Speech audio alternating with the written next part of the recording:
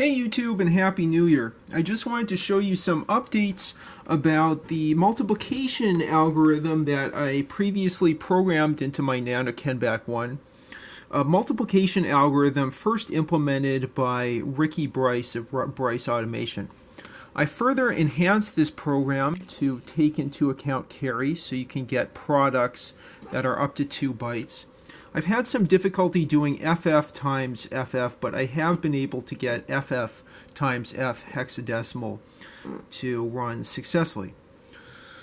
The program's pretty much standard, but I take the carry register after each addition, the carry and overflow register, just take the carry bit and then add that into the high byte in 032 octal and then go through the rest of the program accordingly. I've already entered in the program, so let me just load up the multiplier and multiplicands again. Let's see where I am in memory. Okay, so I'm going to go ahead and just reinitialize everything and enter in FF times 0F. Okay, so I'll go ahead and set the address there. 1, 2, 3 for A, B, and X all being 0. Then set the program counter to 04, store, clear. And now I'll go to 027 for the multiplicand, multiplier, and then product high and low bytes. Okay, so let's go ahead and set 027. Let's see, set, clear. Now we'll do FF or 377, store,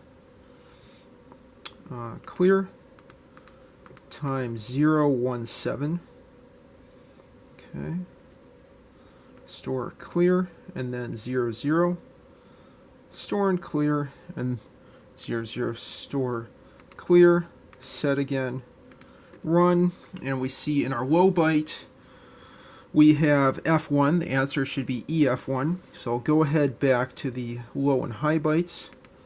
Let's clear this, 0, 2, 7, set the address, and then read, so FF, multiplier, multiplicand, F1 in the low byte, and 0E in the high byte, or 377 and oh sorry, I made a mistake there, not 017 but 016. I'll go a little bit, I have a few more minutes here, so I'll go a bit through the program and set this up here. This is the machine code that I entered in before I recorded the video. I set A, B, and X to 0, set the program counter to 04, loaded X with the multiplier. That's that index position that keeps getting decremented through this loop. I add in the multiplicand memory to the A register. Then I load B with memory address 201 that has carry and overflow for A. I shift that register right by 1 bit to get rid of the overflow bit. Add that memory to memory address 032, whatever's currently in the high byte, to the B register. Store the sum of the two back in 032 in the high byte. Subtract constant of 001 from the X register, and then jump direct to 06 back up here to make a loop if X is greater than 0. If not, we proceed and store A, the low byte, in memory address 031, as well as in 200 octal, which is the output register. 027 is the multiplicand, 030 is the multiplier, 031 is the low byte, and 032 is the high byte. And on the next page, I'm going to go ahead and turn this off. On the next page, I have the original program that Ricky developed, which now I've enhanced a bit with that carry bit.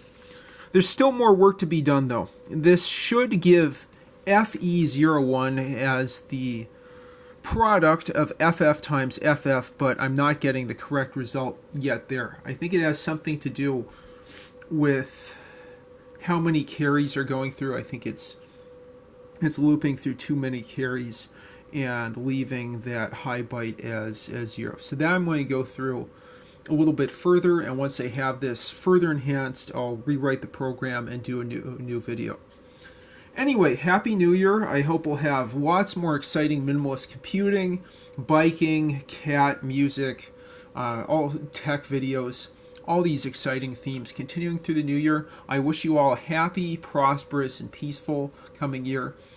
Please, I hope you enjoyed this video. Please leave your comments, thoughts, suggestions, or questions in the comments section down below. And please like and subscribe as always.